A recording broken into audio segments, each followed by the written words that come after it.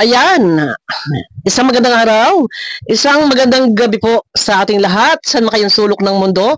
Ayan, mega love shout out, ano po, at sa sobrang dami nyo, syempre, hindi naman natin, hindi ko na kayong may isa-isa, kahit naman sa comment section din. Ayan, usaping comment section, ayan, sa mga comment section, hindi ko na rin po halos din po mapusuan ang inyong mga magagandang comments. Sa dami rin naman po ng mga comment, lalo na kapag viral ang ating mga tinatopic, ay talaga naman po inaabot po ng 500, 1,000 comment. So talagang hindi na rin po kakayanin talaga. Nako, eto guys, ano po, nung mga nakaraan medyo talaga naghahalo-halo na po ang mga usapin, ang mga issue ano po, na issue mga conversation, tapos yung mga voice clip, tapos ngayon sa comment naman umiikot ano po, talagang parang turumpo ang mga issue. Pero ako naman ay pinipilit ko naman po na magreaksyon ng maayos naman po. At syempre ang aking reaction minsan, ang aking reaction talagang minsan mapapansin niyo may mga negative na reaction pa rin. Yun naman ay para sa mga isang halimbawang meron akong hindi nagugustuhan. Hindi naman po yun personal attack. Isang halimbawa, nare-reactionan ko sila Yang Mi, ano po, sponsor ni Yang Mi. So, advice or pagpuna yung aking ginagawa. Nare-reactionan ko din po si Ma'am Marilyn Chang, magpuna. Pero hindi po nangangahulugan na yun ay pag personal attack or pag pang-aaway na or hahantong sa ribatal. Pagpuna, wala naman pong masama kung tayo ay pumuna, pagtutuwid, ano po. Pero eto na, umiikot nandoon na sa comment section naman. Ayun na nga, yung sa ni Kalingap Rob kahapon, sa comment section naman yung nagiging highlight ng usapin ngayon, ano po. Sa comment section ni Boss Jubilito, sa comment section ni Sangkay, na yun na nga daw na napupusuan. Pero alam sa totoo lang, ako takot na ako na kapag may mga video, may mga comment, yung sa bawat upload video ko, at may mga comment na hindi kaya, ayun, dinidelete ko na. Pasensya na po dun sa iba. Pagka tinatambayan ko yung comment section, dinidelete ko na po yung mga comment na talagang hindi kaya-aya. Pero hindi ko alam na talagang likas po na talagang may mga nakabukas yung bintana ko. Likas po na talagang may mga viewers, kahit minsan hindi viewers likas na talagang may mga basher. Pero kahit hindi basher, may mga viewers pa rin talaga ng Kalingap. Hindi ko naman nila lahat. Na talaga minsan, nandun din meron silang comment din na pag nabasa ng Kalingap, talagang masakit sa kanilang damdamin. Mga opinion nila. Pero ang ginagawa ko po, pagka ganun, ako'y takot na din talaga, dinidelete ko na kasi ayaw ko masisilip. Kung natatandaan nyo yung mga nakaraan na upload ko, isang video, tinago ko na yon. Pero naka-off yung comment section. Iba pa rin talaga na, mag-ingat na lang kasi talagang hindi rin natin masasabi ang viewers na minsan talagang doon sa isang comment, sa reply doon nagkukumpulan, doon sila naka-stuck, doon nagsasagutan. Minsan hindi natin napapansin yun kasi hindi naka-highlight yung mga comment. Ano po? So, ayun na, umiikot na sa comment section. Umiikot na sa comment section yung usapin. Siguro ito, lesson learned na sa atin. Wag na lang siguro pusuan or i-delete na lang para tapos yung usap. At pakiusap lang naman din po sana yung sa lahat ng mga minamahal na basher, ayan, sa lahat ng mga minamahal na basher ay siguro po, kung gusto nyong manood, alam ko mga nakatutok pa rin kayo sa Kalingap kahit na iba na yung inyong mga hininga.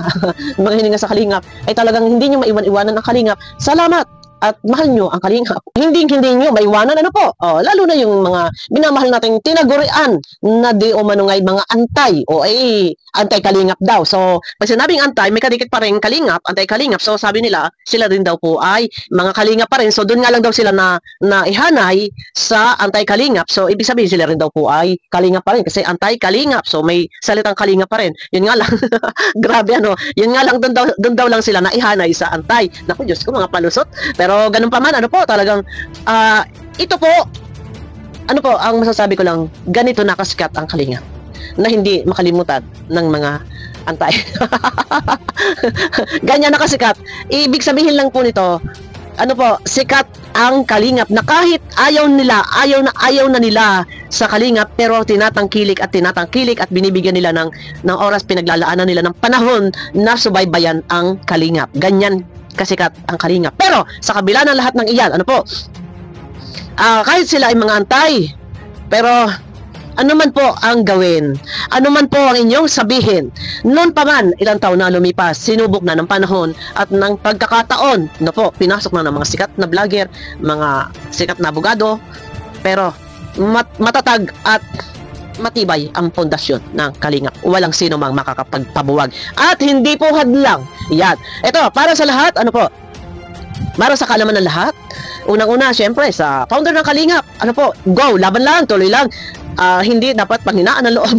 Pero hindi nanghihinaan loob. Talaga matibay at matatag ang Kalingap. Ano po, ano man ang sabihin ng iba, hindi yan hadlang para sa layunin, kung ano ang motibo, yung mission na tumulong, hindi hadlang ang mga antay. Bagkos, ipakita at ika nga ay yung makita nila na patuloy at patuloy na umaangat ang Kalingap, namamayagpag, malalaki ang views, asahan ninyo. Yung pag-angat ay siyang ikamamatay. Pag nakikita ko maangat ang Kalingap, siyang manggagalaita yung mga yan. Di ba? Shout out sa lahat ng mga minamahal na mga antay. Ayan, mahalin po natin sila. Sige, di ba? Hindi kailangan na sila ay banatan. Mahalin po. At dahil lang sila ay yung mga taong ika nga ay may mga hinanakit sa buhay. May mga hinanakit sa buhay na hindi makamove on. Pero sa kabila ng lahat, kahit masasama na kanilang mga hininga, pero patuloy at patuloy na tinatangkilik pa rin ang Kalingap at patuloy na sinusubaybayan. Kada buka ng bibig ay talagang nakatatak sa kanilang isip. Ayan. Yun lang. Pero, dahil magpapasko na din po, ayan, shout out sa mga ninang. Naku, isyong mga ninang din, mga ninang. Pero bigyan natin ng separate video to dahil meron tayong pasasalamatan ng bonggang-bonggang ninang ni Kalingap Rab. Para sa kalaman na lahat at hindi alam na lahat, sino itong isang ninang ni Kalingap Rab na talagang bonggang-bongga ang pagkasulit. Yan, baka hindi alam na lahat kung sino ito. Abangan nyo ko guys sa aking next video. Sino itong bonggang-bonggang ninang?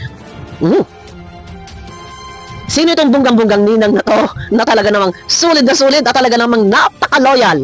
Abangan nyo ko guys sa aking next video. Yan, sa lahat po, ano po, ipakita or mas maganda umangat pa at lalong aangat din ang puwit. Lalong aangat din ang mga nadyang mga nakamata.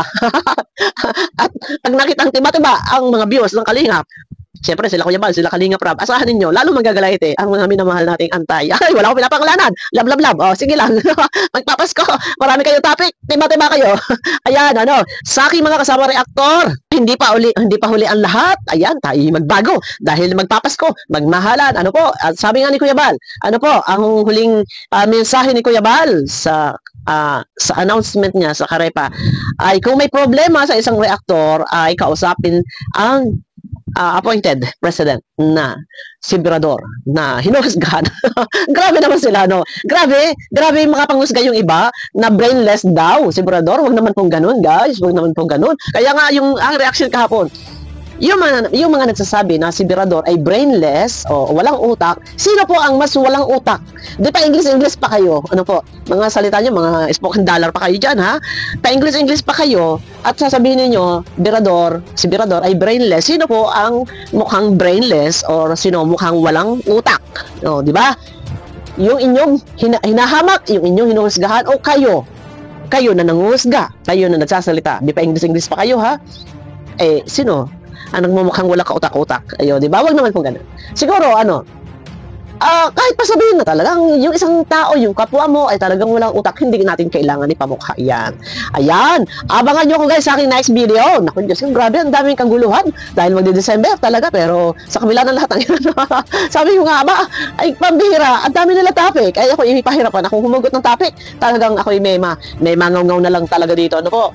At ako naman ay limitado, ay saan pag naman ako kukuha pa ng topic, syempre, ay minsan nahugot na rin ako ng topic dito kay Kalingap Rab, pero hindi po sa kanyang mga video. Syempre, nandiyan naman tayo natatanggol. Pero ganun pa man, pilitin po natin. Ako, pinipilit ko na maging maayos ang daloy ng aking pag-reaksyon na wala akong masasagasaan. Meron man akong masagasaan, pero pasensya na po, sorry po, at hindi po kasi tayo magkakaisang damdamin at magkakaisang isip. Ano po, kanya-kanya tayo may mga gusto at hindi gusto or may kanya-kanya mga opinion. Opinion nyo yan, opinion ko to. So, alam nyo na yan. Ano po, hindi po pwede pong halimbawa, sa grupo ng mga isang tumutulong sa Jomcar, tapos tumutulong kay Chris sa My Chris. So, nagkakasal po mahirap timbangin.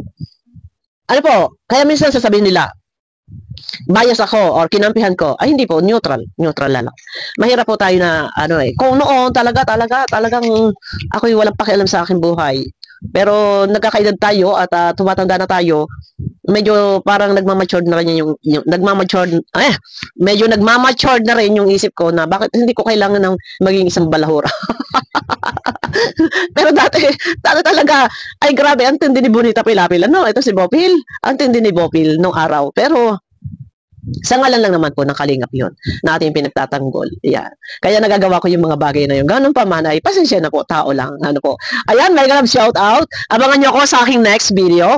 Abangan nyo ako kung sino itong bonggang-bonggang ninang na hindi ata alam ng karamihan na itong ninang na to na talagang napaka-solid, napaka-loyal, isang bigating sponsor. Talaga naman, oh, ay baka hindi alam na lahat na ito ninang din po ni Kalingap Rabs. Daho! Etets. Abangan nyo ko guys sa aking next video. Mega love shoutout po sa inyo lahat. Sino kaya to? Abangan nyo ko guys. Ano po?